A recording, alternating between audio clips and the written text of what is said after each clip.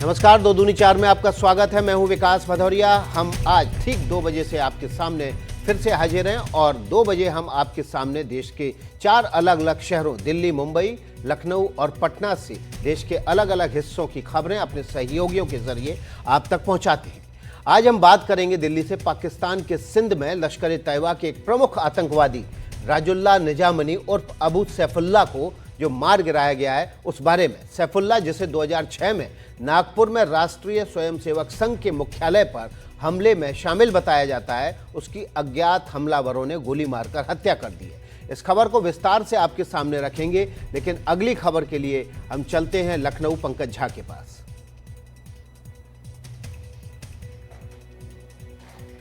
UP में पिछले कुछ दिनों से डीएनए को लेकर समाजवादी पार्टी और बीजेपी में बिल्कुल आर पार की लड़ाई ठन गई है।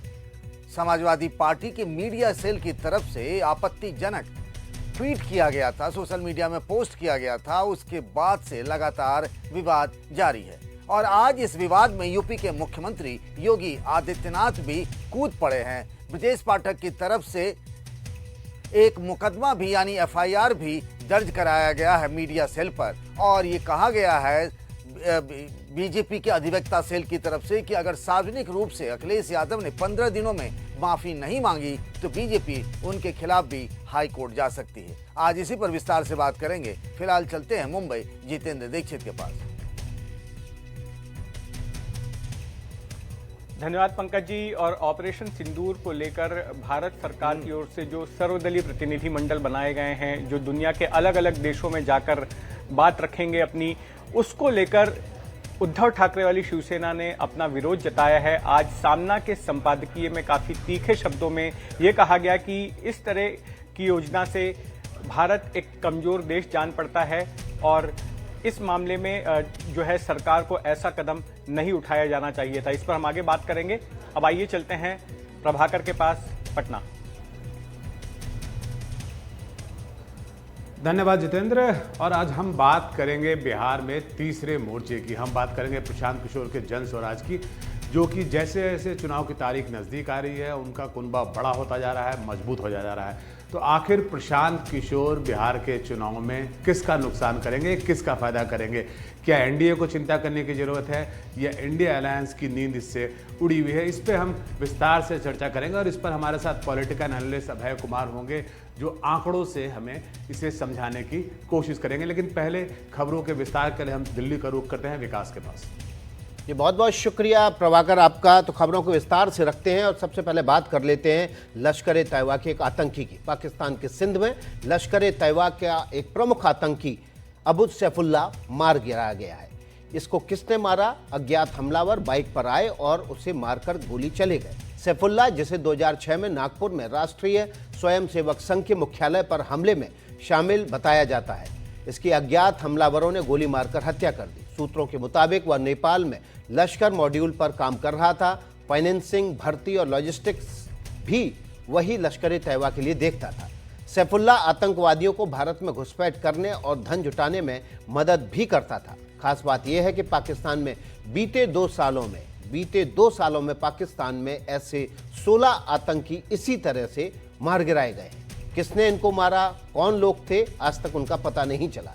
इन सभी आतंकवादियों की हत्या का पैटर्न भी लगभग एक जैसा ही है।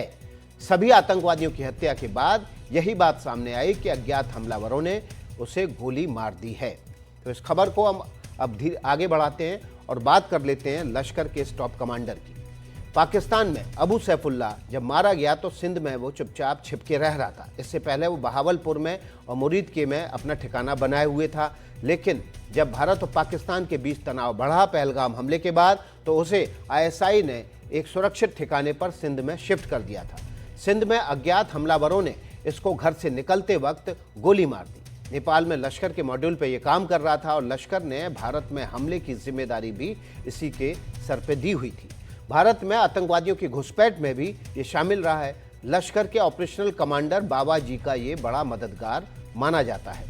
तो सैफुल्लाह जो मारा गया, तो उसके पीछे एक बड़ी वजह बताई जा रही है कि उसको सिक्योरिटी दे दी गई थी। उसको आईएसआई ने जब भारत और पाकिस्तान के बीच तनाव बढ़ा तो सुरक्षित ठिकाने पर जाने के लिए कहा था और सुरक्षित ठिकाने पर जाने के साथ ही साथ उसको सिक्योरिटी भी दे दी गई थी। वो घर से कई दिनों से नहीं निकला था, उस ठिकाने से नहीं निकला था, लेकिन कल जब वो अपने उस ठिकाने से बाहर निकला तो अज्ञात हमलावर बाइक से आए और उसको गोली मारकर चले गए। इस खबर पर ज्यादा जानकारी के साथ हमारे सहयोगी मुकेश सेंगर जुड़ गए। मुकेश का रुख कर लेते हैं। मुकेश, वही पैटर्न था जो पिछले 3 साल में 16 आतंकवादियों को मारने में अज्ञात हमलावरों ने अपनाया। सैफुल्लाह मोस्ट वांटेड था। कई हमलों में इसके ऊपर भारत में तलाश अभियान चल रहा था और ये पाकिस्तान में छिपा हुआ था। क्या हुई पूरी घटना, कैसे ये मारा गया, डिटेल्स में बताइए।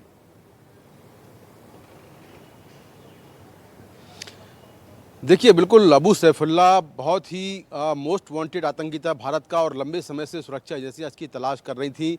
लेकिन कल पाकिस्तान से एक बड़ी खबर आई और निश्चित तौर पर वो जैसे भी मारा गया, भारत के लिए ये बहुत बड़ी खबर है क्योंकि लंबे समय से अबू सैफुल्लाह की तलाश की जा रही थी। अबू सैफुल्लाह कल जो है सिंध प्रांत में अपने जहाँ पर वो रह रहा था वहाँ से बाहर निकला और बाहर निकलते ही कुछ अज्ञात हमलावर बाइक पर सवार होकर आते हैं और लगातार उसको कई गोलियां मारते हैं और उसके बाद तुरंत वहाँ से जो हमलावर हैं वो भाग जाते हैं। इसके बाद जो अबू सैफुल्लाह है उसकी मौके पर ही मौत हो जाती है।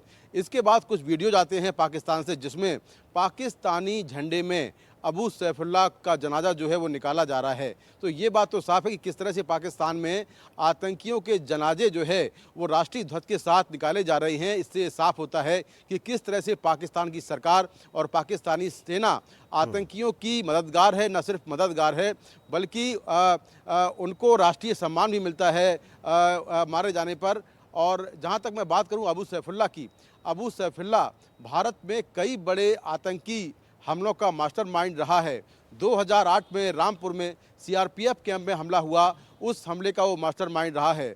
2006 में नागपुर में जो संघ मुख्यालय में हमला हुआ, उस हमले का भी मास्टरमाइंड है। इसके अलावा 2005 में बेंगलोर में एक आतंकी हमला हुआ जिसमें एक प्रोफेसर की मौत हो गई थी, उस हमले का भी ये मास्टरमाइंड था।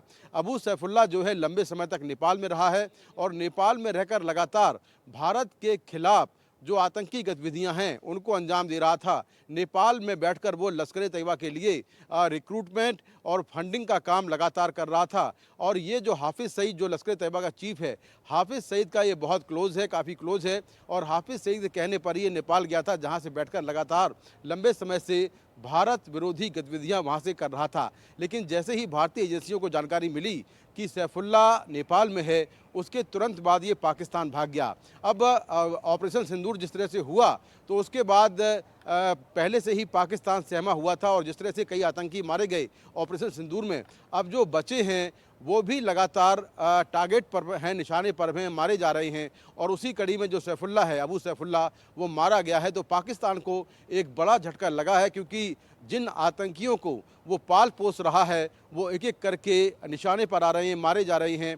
और पिछले 3 साल के अंदर 16 बड़े आतंकी इसी पैटर्न के साथ मारे गए हैं कि अज्ञात हमलावर आते हैं, गोली मारते हैं, गोली मार के चले जाते हैं, आतंकी मारे जाते हैं और जो है इसके बाद कोई भी हमलावर नहीं पकड़ा जाता है। मैं आपको एक चीज़ और यहाँ पर साफ कर दूं कि जो 16 आतंकवादी मारे गए हैं उनमें कई आतंकी लश्कर-ए-तैयबा के हैं, कई हिजबुल मुजाहिदीन के हैं और कई जो है वो जैश-ए-मोहम्मद के हैं। और ये टॉप मोस्ट आतंकवादी हैं, कमांडर लेवल के आतंकवादी हैं जो मारे गए हैं। जी बिल्कुल मुकेश, और ये आपकी जो रिपोर्ट है उसमें हम एक एक करके इन सभी आतंकियों की कुंडली खंगालेंगे।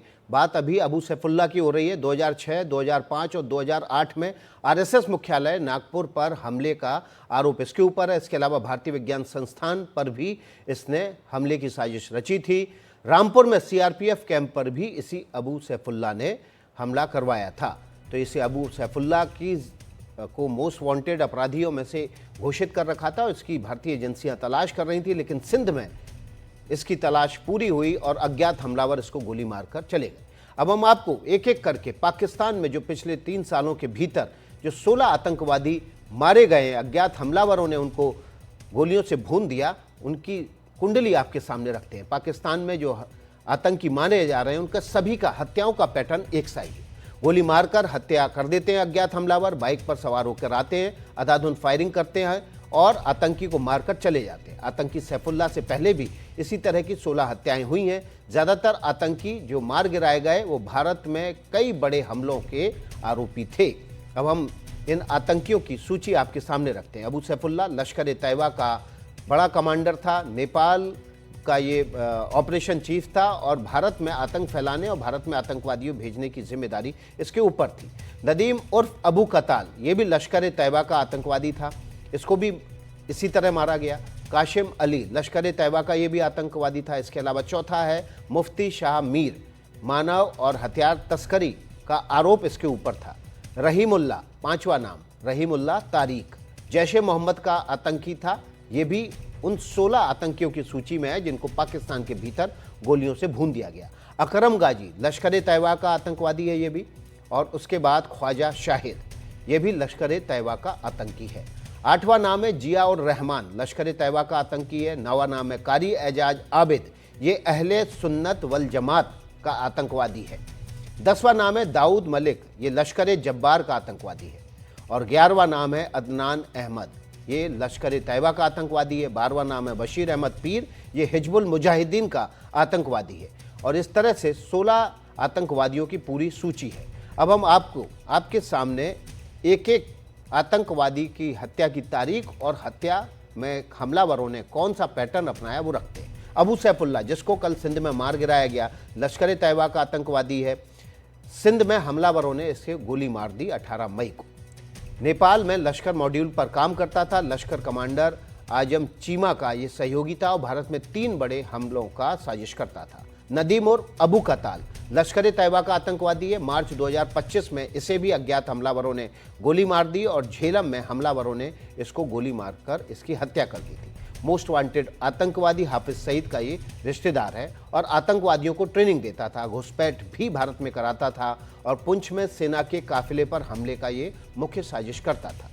तीसरा नाम मौलाना काशिफ अली, ये लश्कर ए तैयबा का आतंकवादी है। फरवरी 2025 में खैबर पख्तूनख्वा में अज्ञात बंदूकधारियों ने इसको मार गिराया। मोस्ट वांटेड आतंकी हाफिज सईद का बहनोई है और लश्कर की राजनीतिक शाखा का प्रमुख है। मरकजी मुस्लिम लीग का ये नेतृत्व करता था। मुफ्ती शाह मीर मानव हथियार और तस्करी, इन मामलों में ये वांछित था। मार्च 2025 में बलूचिस्तान में अज्ञात हमलावरों ने इसको मारा। धर्मगुरु की आड़ में हथियारों की तस्करी, कट्टरपंथी जमीयत ए इस्लाम का सदस्य था ये और कुलभूषण यादव के अपहरण में पाकिस्तान की मददकर्ताओं में से एक था। पांचवा नाम रहीमुल्ला तारिक का, जैश ए मोहम्मद का आतंकवादी है। नवंबर 2023 में इसे कराची में अज्ञात हमलावरों ने गोली मार दी। जैश प्रमुख मसूद अजहर का करीबी है और जैश के आतंकवादियों ने ही 2001 में संसद में हमला भी किया था। जैश के आतंकवादियों ने 2019 का पुलवामा अटैक भी किया था। 6वां नाम है अकरम गाजी, लश्कर ए तैयबा का आतंकवादी है। खैबर पख्तूनख्वा में इसको भी अज्ञात हमलावरों ने गोली मार दी थी। 2018 से 4 साल तक लश्कर भर्ती सेल का प्रमुख था और पाकिस्तान में भारत विरोधी भाषण देता था। लंबे समय से चरमपंथी गतिविधियों में ये शामिल था। 7वां नाम है ख्वाजा शाहिद, लश्कर ए तैयबा का ये आतंकवादी है। नवंबर 2023 में ये अगवा हुआ, फिर एलओसी पर इसका शव मिला। लश्कर ए तैयबा का कमांडर था और 2018 में सुजवान आर्मी कैंप पर हमले का ये मास्टरमाइंड रहा है। 8वां नाम है जिया उर रहमान, लश्कर ए तैयबा का ये आतंकवादी है। सितंबर 2023 में कराची में 2 हमलावरों ने इसको गोली मार दी। कराची में गुलिस्तान जौहर में ये मौलवी था और युवाओं को भारत के खिलाफ भड़काने का काम करता था। 9वां नाम है कारी एजाज आबिद, कारी एजाज आबिद अहले सुन्नत वल जमात, इसका ये प्रमुख आतंकी था। अप्रैल 2025 में खैबर में हुए हमले में इसकी मौत हुई और ख़त्म नब्बुत आंदोलन का ये प्रमुख था। जैश प्रमुख मसूद अजहर का ये करीबी माना जाता था।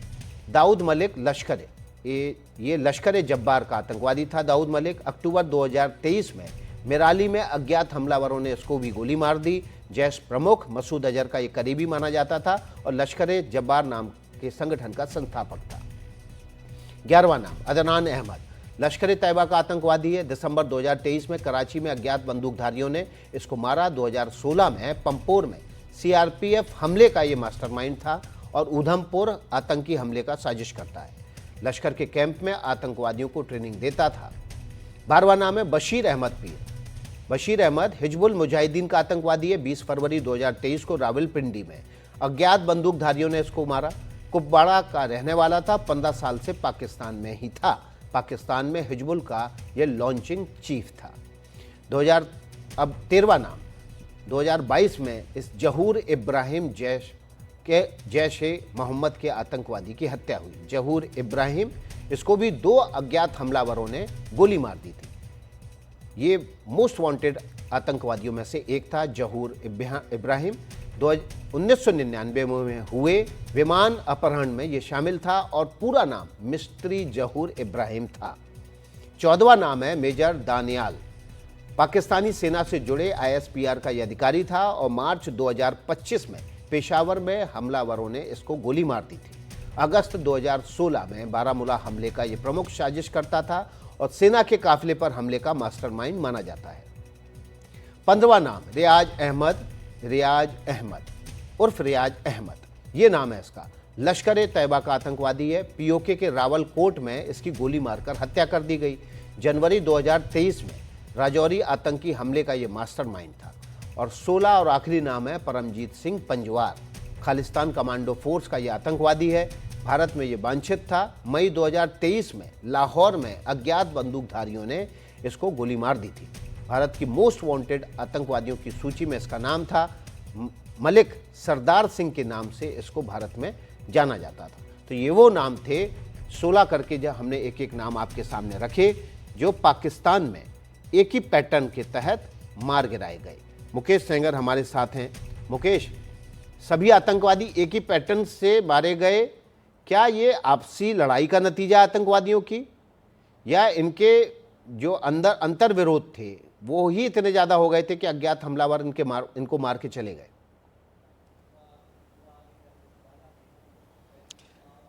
देखिए, ये तो साफ नहीं है कि आखिर इनको कौन मार रहा है, क्योंकि अभी किसी भी मामले में कोई गिरफ्तार नहीं हुआ है। अज्ञात हमलावर आते हैं, गोली मारते हैं और निकल जाते हैं। और पाकिस्तानी जो एजेंसियां हैं, खुफिया जो पुलिस है, वो इन सभी को पकड़ने में नाकाम रहती है।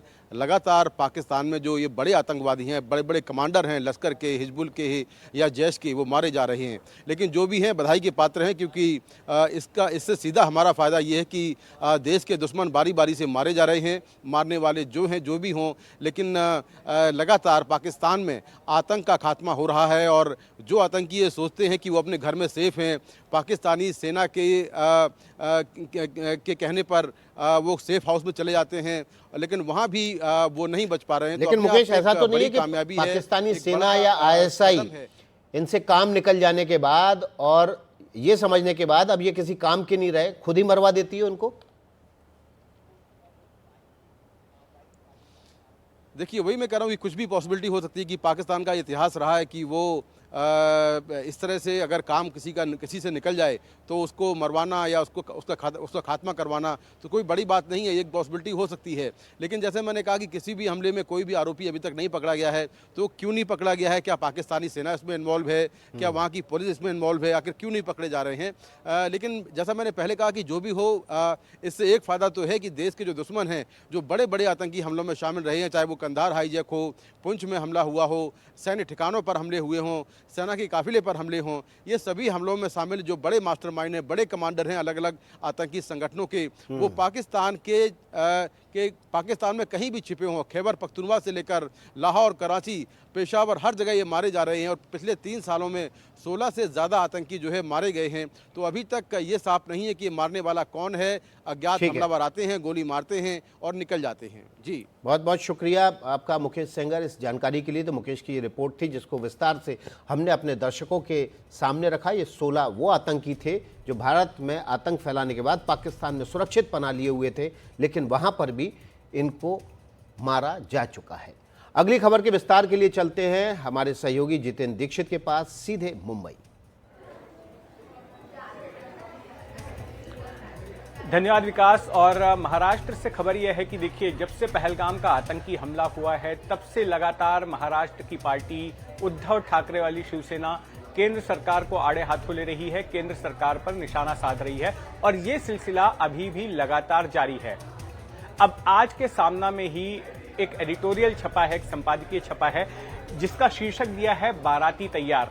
दरअसल इस शीर्षक के जरिए इशारा उस सर्वदलीय प्रतिनिधि मंडल की तरफ है जो भारत सरकार ने तैयार किए हैं दुनिया के अलग अलग देशों में जाकर भारत का पक्ष रखने के लिए और ऑपरेशन सिंदूर को जस्टिफाई करने के लिए, बताने के लिए कि किन परिस्थितियों में यह ऑपरेशन सिंदूर को अंजाम दिया गया और किस तरह से भारत जो है आतंकवाद से पीड़ित रहा है और उसका जवाब देने के लिए इस तरह की कार्रवाई की गई थी। तो अब ये जो प्रतिनिधि मंडल बनाए गए हैं, इस पर उद्धव ठाकरे वाली शिवसेना ने आपत्ति जाहिर की है, आपत्ति जताई है और इस आपत्ति को बड़े ही विस्तार से कई सवालों के साथ में अपने संपादकीय में छापा है सामना अखबार में। तो सबसे प्रमुख बात तो ये कहना है उनका कि इस तरह के प्रतिनिधि मंडल भेजकर भारत दुनिया के सामने कमजोर नजर आएगा। भारत को ऐसी कोई जरूरत नहीं है कि वो दुनिया भर में घूम घूम कर जो है अपना पक्ष रखे। दूसरी बात उसका ये कहना है कि इससे एक आशंका हो सकती है कि जो कश्मीर का मुद्दा है उसका अंतर्राष्ट्रीयकरण हो जाए। तो ये एक गलत फैसला है क्योंकि इससे जो है इंटरनेशनलाइज हो जाएगा कश्मीर का मुद्दा। तीसरा ये कि पाकिस्तान का महत्व इस तरह के कदम से बढ़ाया जा रहा है कि जगह जगह पर जाके हम बता रहे हैं कि किस तरह से पाकिस्तान ने प्रताड़ित किया है या उसने भारत को नुकसान पहुंचाया है। तो हम एक तरह से अहमियत दे रहे हैं पाकिस्तान को, ये बात सामना के संपादकीय में कही गई है। फिर इनके अलावा कुछ और भी मुद्दे उठाए गए, जैसे कि कहा गया कि विदेश मंत्री एस जयशंकर को चलता कर दिया जाना चाहिए क्योंकि उन्होंने एक मूर्खतापूर्ण बयान दिया कि हमने चेतावनी देकर आतंकी कैंपों पर हमला किया था। तो इस तरह का अगर कोई बयान देता है तो उसको विदेश मंत्री के तौर पर नहीं रखना जाना चाहिए और हटा देना चाहिए। फिर ये भी कहा गया कि ये प्रतिनिधि मंडल जब दुनिया के देशों में जाएंगे और वहां पर उनसे सवाल पूछा जाएगा कि जब पहलगाम में आतंकी हमला हो रहा था तब उस वक्त आपके गृह मंत्री अमित शाह क्या कर रहे थे, तो ये क्या जवाब देंगे, ये बात भी कही है। और फिर ये कहा है कि क्या ये प्रतिनिधि मंडल जब अमेरिका जाएगा तो डोनाल्ड ट्रंप वहां के राष्ट्रपति से क्या ये सवाल पूछेगा कि आपने इस जंग को रुकवाकर क्या पाकिस्तान को फायदा नहीं पहुंचवाया। तो ये तमाम बातें हैं जो सामना के संपादकीय में कही गई हैं। फिर ये बात भी वापस से दोहराई गई कि हम मांग कर रहे हैं कि इस पूरे मसले पर संसद का विशेष सत्र बुलाया जाना चाहिए, जो सरकार नहीं बुला रही है। लेकिन एक दूसरा भी पक्ष है जो इसी पार्टी से निकल कर आया है और ये एक विरोधाभासी पक्ष है। एक तरफ तो सर्वदलीय प्रतिनिधि मंडल की निंदा की जा रही है, इसका विरोध किया जा रहा है, तो वहीं दूसरी तरफ इन्हीं की पार्टी के प्रवक्ता है जो कह रहे हैं कि ऐसे प्रतिनिधि मंडल में हमारे भी सांसद रखे जाने चाहिए थे। आपने एकनाथ शिंदे वाली शिवसेना के सांसद तो रख लिए जिनकी संख्या संसद में कम है, लेकिन हमारी संख्या उनसे ज्यादा है और हमारे सांसदों को नहीं लिया गया। सुनिए आनंद दुबे का क्या कहना है, शिवसेना यूबीटी के प्रवक्ता हैं।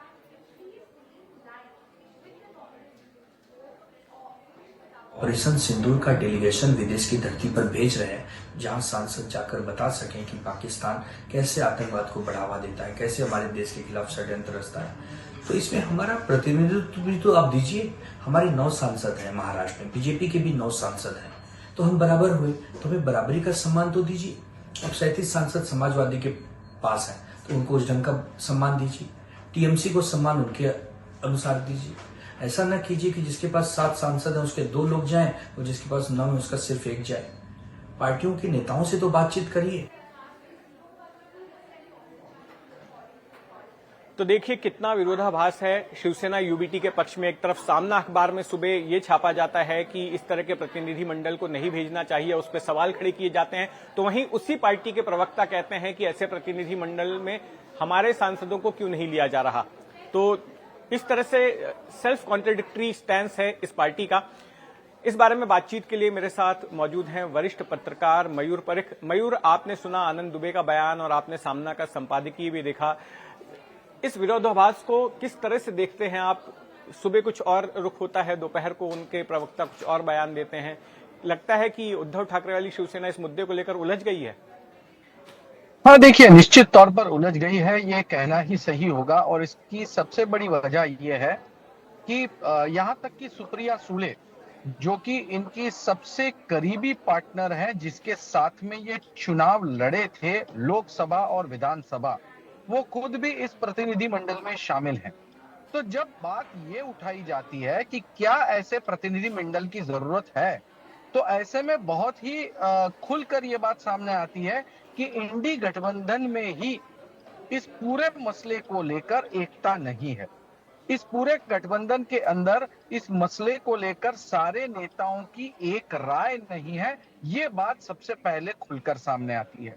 दूसरी बात ये खुलकर सामने आ रही है कि जहां एक और जो एकनाथ शिंदे वाली शिवसेना है वो तिरंगा यात्रा निकालती है। कल मुंबई में बहुत बड़ी तिरंगा यात्रा निकाली गई दहीसर से लेकर टाउन की तरफ, और इस तिरंगा यात्रा में शिंदे सेना के तमाम बड़े नेता शामिल हुए और शिवसेना कहीं पर भी शामिल नहीं हुई।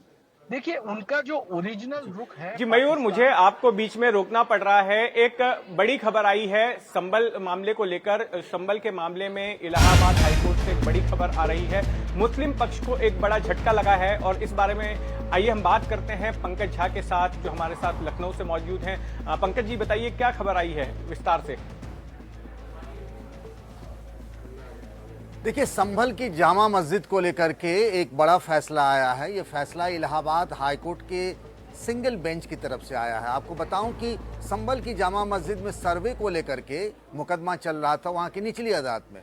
उस निचली अदालत की कार्रवाई के खिलाफ में वहाँ की जो जामा मस्जिद की इंतजामिया कमेटी, जिसको कहते हैं कि प्रबंधक कमेटी है, वो यहाँ इलाहाबाद हाईकोर्ट आ गया था कि वहाँ जो ये चल रहा मामला सर्वे को लेकर, उस मामले पर फिलहाल रोक लगा दी जाए। लेकिन मुस्लिम पक्ष की दलील सुनने के बाद पिछले दिनों इस पर फैसला रिजर्व कर लिया गया था। आज फैसला सुनाते हुए हाईकोर्ट के जज ने कहा कि नहीं, ये जो है मामला निचली अदालत में चलता रहेगा। आपको एक बात और बता दूं कि 24 नवंबर को पिछले साल वहां जब सर्वे की इजाज़त मिली थी कोर्ट से, आनन फानन में सर्वे हुआ था, तारीख 24 नवंबर को वहां सर्वे के दौरान बड़े पैमाने पर हिंसा हुई थी, जिसमें 4 लोगों की जान चली गई थी। तो मोटे तौर पर देखें तो मुस्लिम पक्ष को तगड़ा झटका लगा है। यानी जामा मस्जिद जो संभल का है, उसके सर्वे को लेकर जो केस चल रहा है वहाँ की निचली अदालत में यानी जिला अदालत में वो मामला चलता रहेगा। मोटे तौर पर इसे इस तरीके से समझें जीतू।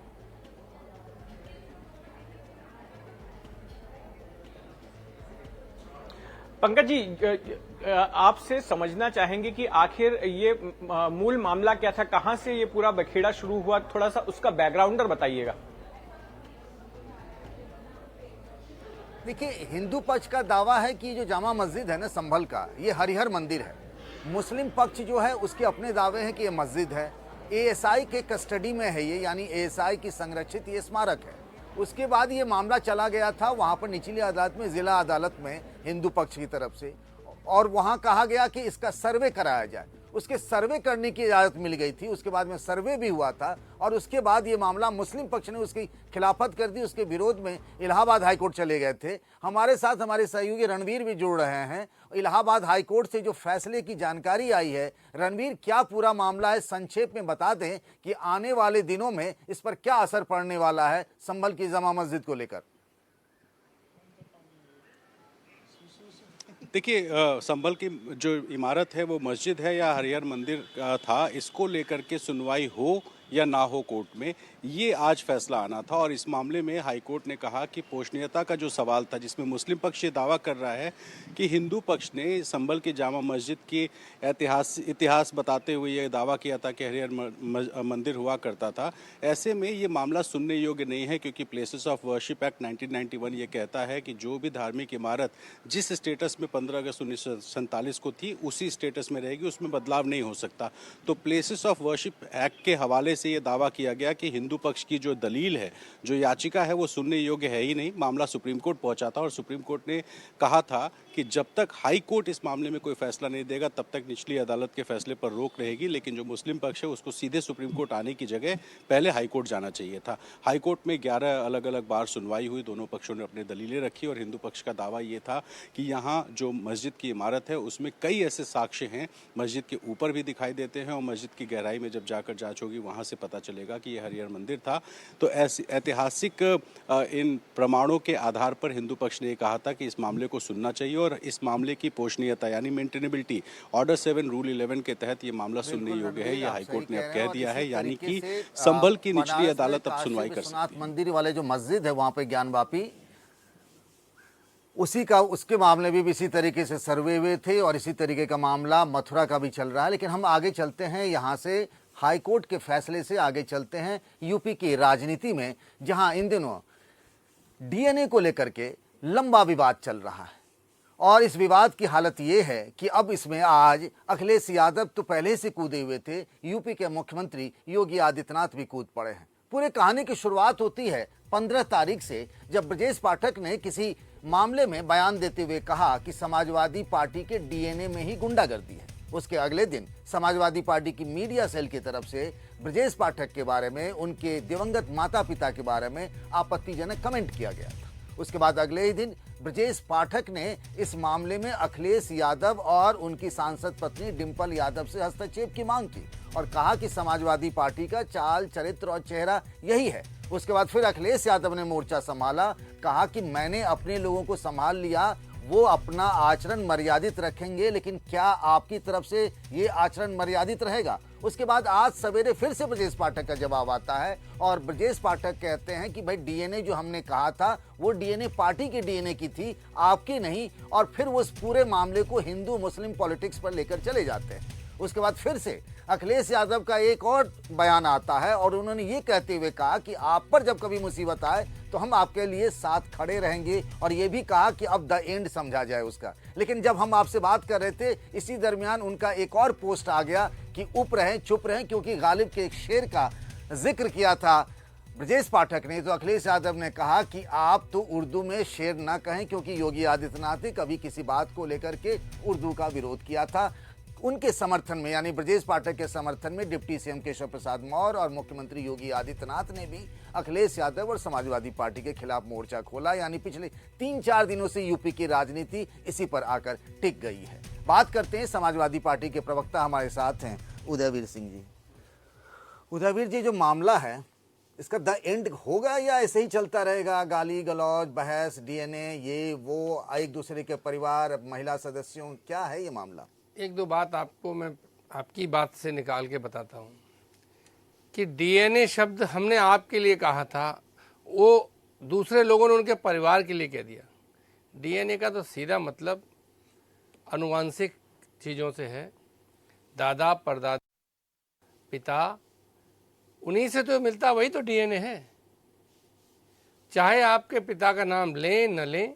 बस एक सवाल पूछूं, इस समाजवादी पार्टी मीडिया सेल जहां से बखेड़े की शुरुआत हुई है, क्या समाजवादी पार्टी आप ही की पार्टी का वो हैंडल है? बिल्कुल हैंडल नहीं है। इस हम लोग अपनी तरफ से स्पष्ट कर चुके हैं, ये हमारा कोई आधिकारिक हैंडल नहीं है।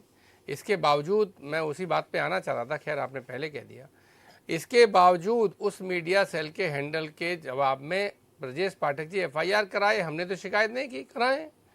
उन्होंने अखिलेश यादव जी को टैग किया, दिन भर डीएनए बोलते हैं। आज कह रहे हैं समाजवादी पार्टी के डीएनए के बारे में कह रहा था। देखिए, राजनीति में तो डीएनए चलता रहा। प्रधानमंत्री नरेंद्र मोदी ने कहा, राहुल गांधी ने कहा कि हिंदुस्तान के डीएनए में कांग्रेस है, कोई नई बात तो है नहीं। सब जो बात बोलते हैं अपनी बात बोलते हैं। ये डीएनए की सारी चर्चा डीएनए की राजनीति में भाजपा के लोग ही लाए हैं।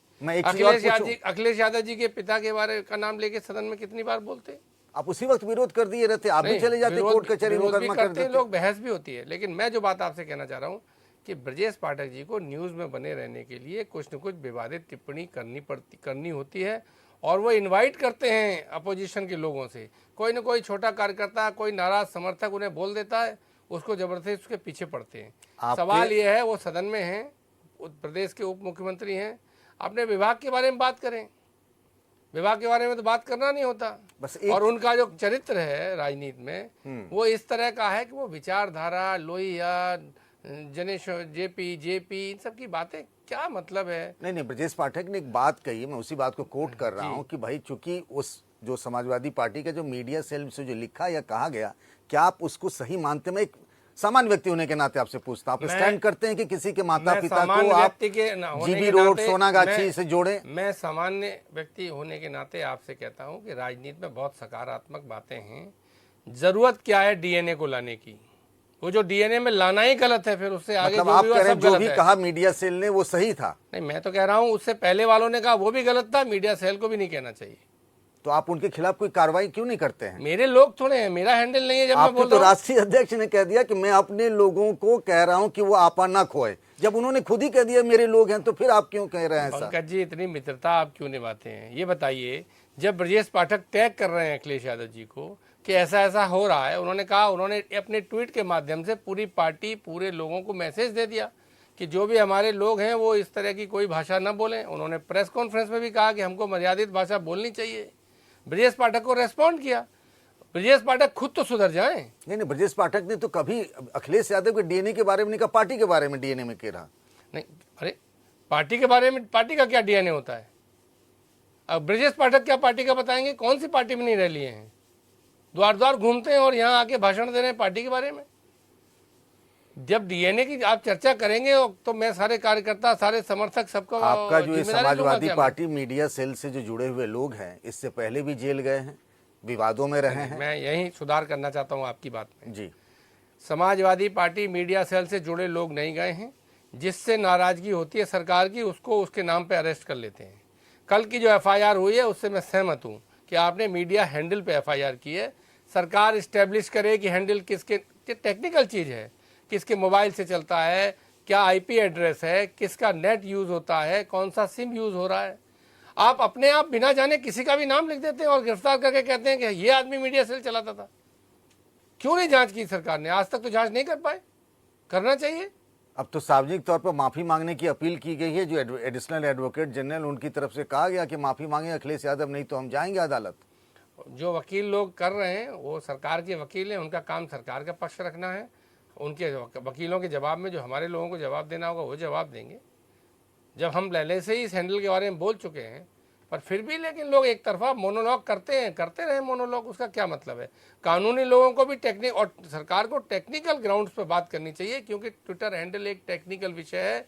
सारे लोग समझते हैं कि आज के ज़माने में टेलीफोन, मोबाइल, इंटरनेट, इनसे इनकी आइडेंटिटी बहुत क्लियरली इस्टेब्लिश की जा सकती है। तो ये मामला है कि समाजवादी पार्टी का कहना ये है कि उनका जो ये मीडिया सेल वाला जो एक ट्विटर हैंडल है, इससे पार्टी का कोई लेना देना नहीं है। हालांकि बीजेपी का आरोप ये है कि एक तरीके से फुट सोल्जर के तौर पर समाजवादी पार्टी इसका इस्तेमाल करती है। इस मामले में मुकदमा भी दर्ज हो गया। लेकिन एक बात, चलते चलते कौन सी बात कहाँ कैसे कही जाती है, ये सलीका हो तो हर बात सुनी जाती है। काश राजनीति में इसी तरीके का आचरण सभी नेता करें तो शायद तस्वीर कुछ और होगी। अब हम चलते हैं पटना अपने सहयोगी प्रभाकर के पास। धन्यवाद पंकज। और बात यहाँ बिहार की राजनीति की, बात यहाँ बिहार के चुनाव की, जो लगभग दरवाजे पे दस्तक दे रही है। और जैसे जैसे तारीख नज़दीक आ रही है वैसे वैसे दोनों कुनबे, चाहे आप बात करें एनडीए की, चाहे बात करें इंडिया अलायंस की, वो अपने कुनबे को मजबूत करने में जुटी है। लेकिन सबसे जो दिलचस्प है वो है तीसरे मोर्चे का उदय। तीसरा मोर्चा यानी जन स्वराज पार्टी, यानी प्रशांत किशोर, जो लगातार पिछले 2 सालों से बिहार में पद यात्रा कर रहे थे। और अब हालांकि उन्होंने पद यात्रा बंद कर दी है, लेकिन उनकी बिहार की यात्रा जो है अलग अलग जिलों की जारी है। और सबसे जो दिलचस्प है वो है उनके कुनबे को मजबूत करना। कल हमने देखा कि उन्होंने आरसीपी सिंह, जो कि केंद्र में मंत्री रहे हुए हैं, पूर्व केंद्रीय मंत्री रहे हैं, ब्यूरोक्रेट रहे हैं और एक समय में नीतीश कुमार के सबसे करीबी व्यक्ति माने जाते थे। बाद में उन्होंने एनडीए से अलग होकर अपनी पार्टी लॉन्च कर ली।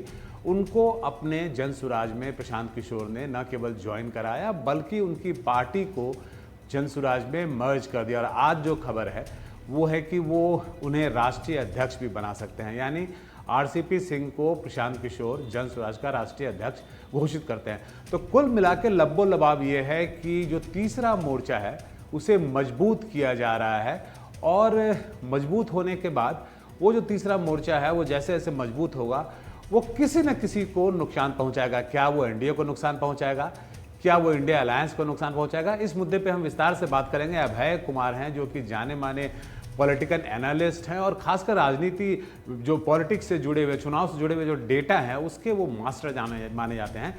उनसे हम बात करेंगे इन पूरे मुद्दों पे डिटेल में। लेकिन सबसे पहले आपको ये सुनाते हैं कि कल जब आरसीपी सिंह और प्रशांत किशोर की जो प्रेस वार्ता हुई जिसमें आरसीपी सिंह ने जन स्वराज ज्वाइन किया, तो उसमें इन दोनों नेताओं ने क्या कहा। सबसे पहले दिल से अपने बड़े भाई आरसीपी सिंह साहब का इस व्यवस्था बदलाव के अभियान में जुड़ने के लिए, साथी बनने के लिए इनका हृदय से धन्यवाद कर रहा हूं, इनका आभार व्यक्त कर रहा हूं। हम भी जब से पार्टी बनाए क्षेत्र में घूम रहे हैं, प्रशांत जी भी क्षेत्र में घूम रहे हैं। जब हमने देखा सब लोगों से, हमारे साथी है, तो देखिए हमारा 2025 का चुनाव है, हम अगर बहुत वर्षों तक मेहनत करेंगे तो फैलाव है, लेकिन जब हम दोनों मिलते हैं, जो इनकी खासियत है जो हमारी खासियत है, तो जो काम हम 5 साल में कर सकते हैं तो 5 महीना में हम कर लेंगे। बहुत सीधी सी बात। हम भी जब से पार्टी बनाए क्षेत्र में घूम रहे हैं। तो आप इसे जो राजनीति को समझते हैं उसे आप मैरिज ऑफ कन्वीनियंस बोल सकते हैं, क्योंकि चुनाव की तारीख नज़दीक है और उसमें बहुत सारे नेता जो है वो आपको दल बदल करते हुए मिलेंगे। अपने अपने ज़रूरत के हिसाब से वो न केवल दल बदलेंगे बल्कि नए गठबंधन, नए पार्टी में आपको दिखेंगे।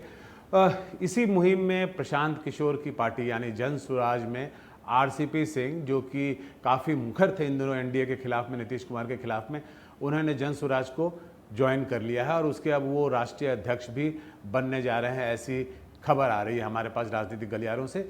तो क्या जन स्वराज जो है वो एक तीसरा मोर्चा, एक थर्ड ऑप्शन के रूप में बिहार के लोगों के सामने खड़ा है?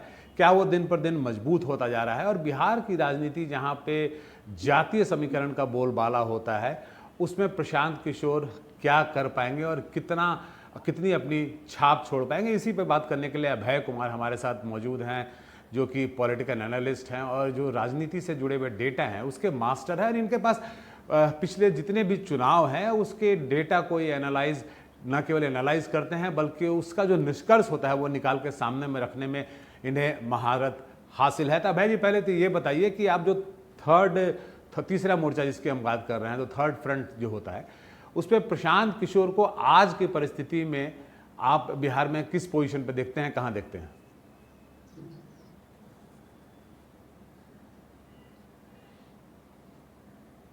जी देखिए प्रभाकर जी।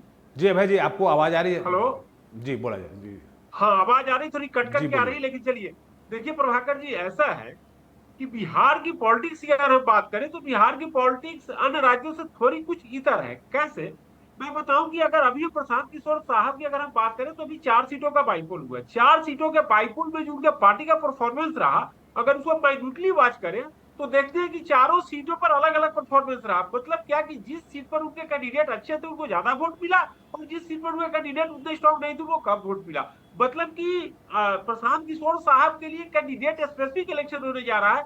जिन सीटों पर उनके कैंडिडेट मजबूत होंगे ज्यादा वोट आएगा, और जिन सीटों पर कैंडिडेट कमजोर होंगे उस पर उसी अनुसार मिलेंगे मत। अब मैं आपको जैसे 2020 के असेंबली पोल की बात करूं कि असदुद्दीन साहब की जो पार्टी है, वैसी साहब की पार्टी ने 21 सीटों पर चुनाव लड़ा बिहार में, 5 सीटें लड़ी, और अगर एक सीट को छोड़ दे तो या तो चुनाव जीती या उनका जमानत जब्त हुआ। मतलब 21 सीटों में एक सीट को छोड़ दे तो 5 सीट जीती और 15 पर जमानत जब्त होता है। मतलब क्या कहने का अर्थ यह हुआ कि असदुद्दीन ओवैसी की वैसा ही बात हुआ कि उनके जो कैंडिडेट मजबूत थे उनका वो चुनाव जीत गए, लेकिन जो कैंडिडेट मजबूत नहीं थे और मेन कंटेस्ट में नहीं, उनका जमानत तक जब्त हुआ है। तो कहने का ऐसा है कि यही प्रशांत किशोर जी के भी साथ लागू होगा कि उनके जो कैंडिडेट अच्छे होंगे, मजबूत होंगे, मेन रेस में रहेंगे, वो तो अच्छा करते हुए दिखेंगे। नहीं अभय जी, अगर अच्छे नहीं होंगे, अभय जी अगर सारा कुछ, अभय जी वो लोग अच्छे करते हुए शायद नहीं दिखेंगे। अगर एक दो लाइन और मैं अभय जी, अगर सारा कुछ कैंडिडेट पे ही निर्भर करता है, अभय जी क्या मेरी आवाज आ रही है आपको? अभय जी, अगर सभी कुछ कैंडिडेट पे ही निर्भर करता है तो फिर प्रशांत किशोर का रोल क्या है? ये क्या 2 साल से जो पदयात्रा कर रहे हैं उन्होंने उनके किसी काम नहीं आएगा? क्या उन्होंने जो मुद्दे उठाए हैं उस पर जनता उन्हें वोट नहीं करेगी? अगर कैंडिडेट पे ही सब कुछ निर्भर कर रहा है तो फिर आपका कहने का मतलब है कि प्रशांत किशोर, जो कि एक जाने माने चेहरे भी हैं, जो कि राजनीति की समझ भी रखते हैं और जो कि पॉलिटिकल इलेक्शन मैनेजमेंट की समझ रखते हैं, उनका कोई रोल नहीं होगा, उनका कोई मतलब नहीं रहेगा, केवल कैंडिडेट पे निर्भर करेगा? आप ये कहना चाह रहे हैं? बिल्कुल यही बात कहना चाह रहा हूँ कि देखिए, चुनाव का स्ट्रेटजी तैयार करना और चुनाव लड़कर चुनाव जीतना बिल्कुल अलग चीज है। योगेंद्र यादव को आप देखे होइएगा, योगेंद्र यादव इतना बड़ा काम किया करते थे, लेकिन अपनी सीट पर 78,000 उनको वोट आया था। जब वो 2014 का लोकसभा चुनाव गुड़गांव सीट पर लड़े थे तो 78,000 वोट आया था। इसके बारे में इतने बड़े स्ट्रेटजिस्ट इतने बड़े यहाँ है, तो कहने का अर्थ स्ट्रेटजी बना करके देना, उसके अनुसार काम करवाना अलग प्रकार की बात होती है, और खुद के लिए वोट ले लेना अलग प्रकार की बात होती है। तो इन सब बातों के आधार पर मैं बिल्कुल कहूंगा कि प्रशांत किशोर साहब राजनीति में जब आ गए हैं तो उनकी तुलना नीतीश कुमार लालू यादव से की जाएगी, न कि उनकी तुलना पहले से की जाएगी। तो जब राजनीति में आए तो इस बीच पर आपको खेलना पड़ेगा। जी अच्छा, ये बताइए कि क्या आप प्रशांत किशोर को एक तीसरे विकल्प के रूप में बिहार में देखते हैं, एक, और दूसरा इसी से जुड़ा हुआ सवाल है कि जो जातीय समीकरण है, जो जातीय गणित होते हैं, वो क्या प्रशांत किशोर ने साध लिए हैं? क्योंकि वो बात तो करते हैं कि वो जाति से ऊपर की राजनीति कर रहे हैं, लेकिन हम जब देख रहे हैं जिस तरह के नेताओं का चुनाव हो रहा है, तो प्रशांत किशोर भी कहीं ना कहीं मुझे जाति साधते हुए दिख रहे हैं। तो क्या उन्होंने जाति साध ली है एक, और क्या उन्हें आप एक सीरियस थर्ड ऑप्शन के रूप में बिहार में देखते हैं? नहीं, बिल्कुल नहीं प्रभाकर जी, मैं बिल्कुल उनको थर्ड फोर्थ के तौर पर कतई नहीं देख पा रहा हूं। और जाति की जहां साधने की बात आप कर रहे हैं, तो मैं यही देख पा रहा हूं कि सीट बाय सीट उनका होगा कि किस सीट पर हमको किस जाति का मत मिलता हुआ दिख रहा है, उसके अनुसार कैंडिडेट पुट करेंगे। क्योंकि देखिए ऐसा है कि अभी के समय में इलेक्शन इतना टाइट हो गया है कि एक एक वोट के लिए मशक्कत करनी पड़ती है। अभी क्या है कि जो हम लोग का जो बोले बिहार का या पूरे लगभग भारत का जो इलेक्शन का सिस्टम हो गया है, एफपीटीपी वोटिंग जो पैटर्न है, उसमें लोग या तो इस तरफ वोट करते हैं, उस तरफ वोट करते हैं। किसी तीसरे कैंडिडेट के लिए स्पेस बनाना काफी मुश्किल हो जाता है। मैं 2 जगह के उदाहरण देना चाहूंगा कि दिल्ली में शीला दीक्षित 98 से 2013 तक मुख्यमंत्री रही, लेकिन जब उनकी पार्टी चुनाव हारना शुरू किया तो 2020 में उनकी पार्टी कांग्रेस ने 66 सीट पर चुनाव लड़ा और 63 सीट पर जमानत जब्त हुआ। इस इलेक्शन में 70 सीट पर चुनाव लड़ा, 67 सीट पर जमानत जब्त हुआ। मतलब कि एक समय जो कांग्रेस पार्टी का सूती बोला करता था दिल्ली की राजनीति में, आज तो जमानत बचाने के लिए मशक्कत कर रही है। एक उदाहरण मैं और दूंगा, YS Rajasekhara Reddy one of the biggest leader हुआ करते थे भारत के आंध्र प्रदेश के, और वहां पर आंध्र प्रदेश में आज के डेट में कांग्रेस की स्थिति यह हो गई है कि 2019 के विधानसभा चुनाव में 175 सीट पर कांग्रेस करके 174 सीट पर जमानत जब्त कराती है, और इस बार 158 सीट चुनाव लड़के 157 सीट पर जमानत जब्त कराती है। कहने का अर्थ है कि अभी के लैंडस्केप में बिल्कुल आपकी बात में अभय जी नहीं, आपकी बात मैं बिल्कुल समझ गया। और आपका जो कहना है कि जहां तक जातीय गणित की बात है, प्रशांत किशोर भी किसी और दूसरी पार्टी से, जो कि एनडीए या इंडिया अलायंस की बात करें तो उससे अलग नहीं है, वो भी वही काम करेंगे।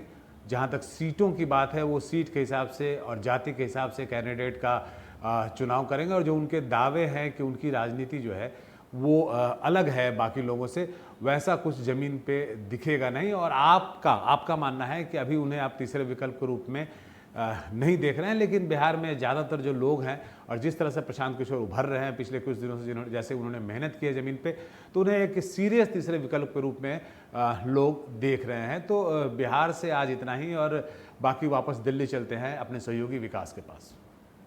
बहुत बहुत शुक्रिया प्रभाकर आपका। तो 2 दूनी 4 में वक्त है छोटे से ब्रेक का। हर रोज की तरह 4 सहयोगी हमारे दिल्ली, मुंबई, पटना और लखनऊ से 4 अलग अलग महत्वपूर्ण खबरें लेकर आए। बने रहिए एनडीटीवी पर, खबरों का सिलसिला लगातार जारी है। फौरन लौट